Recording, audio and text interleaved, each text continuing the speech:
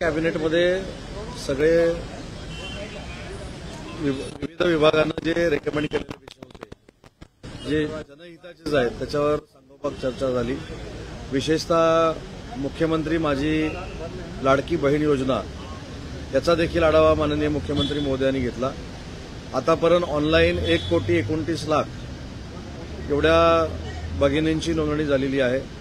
युवा कार्यशाळा जी आमची योजना आहे त्याचा देखील आम्ही आढावा घेतला आणि मला असं वाटतं की दोन्ही योजनांचा आढावा घेतल्यानंतर आमच्या असं लक्षात आलेलं आहे की अतिशय उत्स्फूर्त प्रतिसाद या योजनांना मिळालेला आहे आणि या योजनांमुळे नक्कीच आर्थिक स्तर या सगळ्या घटकांचा वाढणार आहे। सर, मिटकरीवरती हल्ला झालेला आहे। मनसेच्या लोकांनी त्या बैठकीमध्ये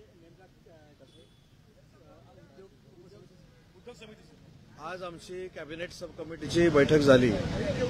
या कॅबिनेट सब कमिटीमध्ये अनेक उद्योजकांना जो इन्सेंटिव्ह द्यायचा होता किंवा बेनिफिट्स द्यायचे होते त्याच्यावर माननीय एकनाथजी शिंदेसाहेब, माननीय देवेंद्रजी, अजितदादा, उद्योग मंत्री म्हणून मी असेन, आमच्या सगळ्या समितीची सांगोपात चर्चा झालेली आहे। उद्या या संदर्भात मी स्वतः पत्रकार परिषद घेणार आहे, प्रेस कॉन्फरन्स घेणार आहे आणि नक्की आजच्या कॅबिनेट सब कमिटीमध्ये किती हजार कोटीचे प्रकल्प हे महाराष्ट्रामध्ये आलेले आहेत आणि किती हजार बेरोजगार तरुण आणि तरुणींना रोजगार मिळणार आहे आणि भविष्यातल्या महिन्याभरामध्ये अजून किती प्रोजेक्ट हे पाईपलाईनमध्ये आहेत त्याची सविस्तर पत्रकार परिषद मी उद्या घेणार आहे। काल मिटकरीवरती हल्ला झालेला, मनसेकडून हल्ला करणार कसं बघताय?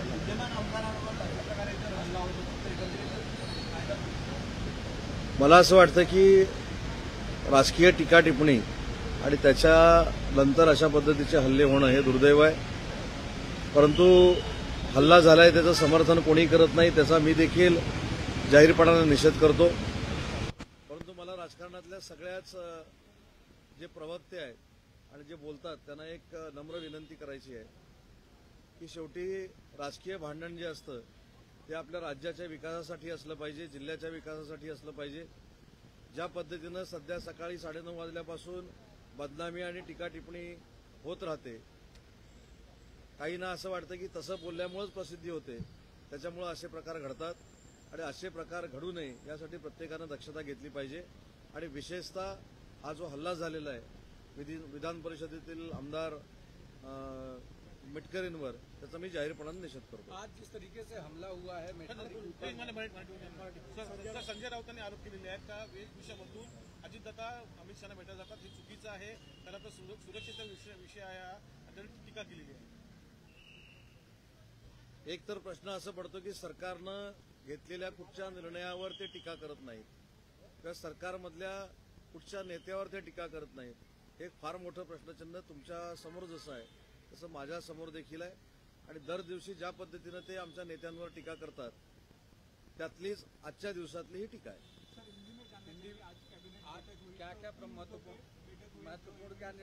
आज कैबिनेट मीटिंग में जो माननीय मुख्यमंत्री एकनाथ शिंदे साहब ने जो योजना डिक्लेयर की उसका आढावा कैबिनेट मीटिंग में हुआ।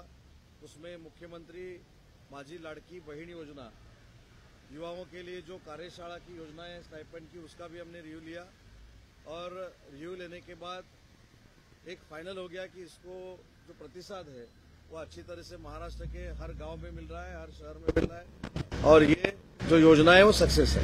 आज जिस तरीके से मेटकरी पर हमला हुआ उसको आप कैसे देखते हैं? नहीं, उसका मैं जाहिर निषेध करता हूं और राजनीति में बोलना ये भी व्यक्ति स्वातंत्र है, लेकिन कैसे बोलना चाहिए इसका भी अभी ट्रेनिंग कई लोगों को लेना चाहिए। 9:30 बजे से जो बदनामी और टीका शुरू हो जाती है उसका ही आदर्श बहुत लोगों ने लिया है।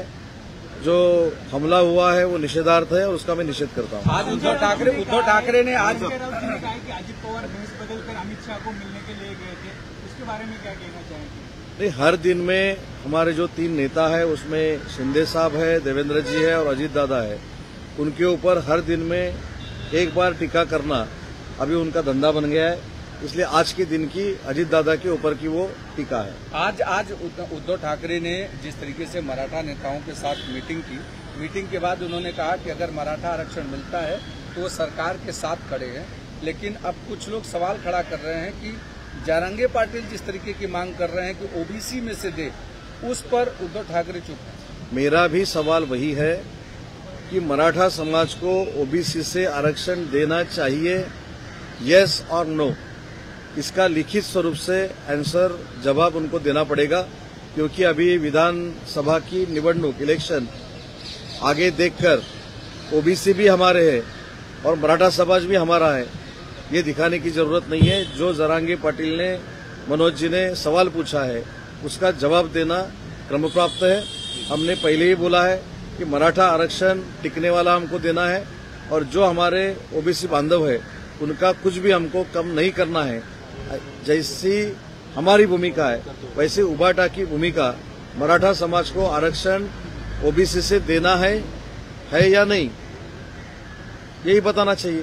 सामंत साहब, योगी सरकार ने लव जिहाद विरोधी कानून लाया, महाराष्ट्र में भी रायगढ़ में घटना घटी है और ऐसी कई सारी घटना है और हिंदुत्ववादी संगठन लगातार ये मांग कर रहे हैं। आप शिवसेना नहीं, ये अधिकार मेरे ख्याल से है, आपकी क्या राय है? ये अधिकार जो है, नहीं, जो इंसिडेंट 2-3 दिन पहले उरण में हुआ है वो निषेधार्थ है। कड़ी से कड़ी सजा जो आरोपी है उनको होनी चाहिए।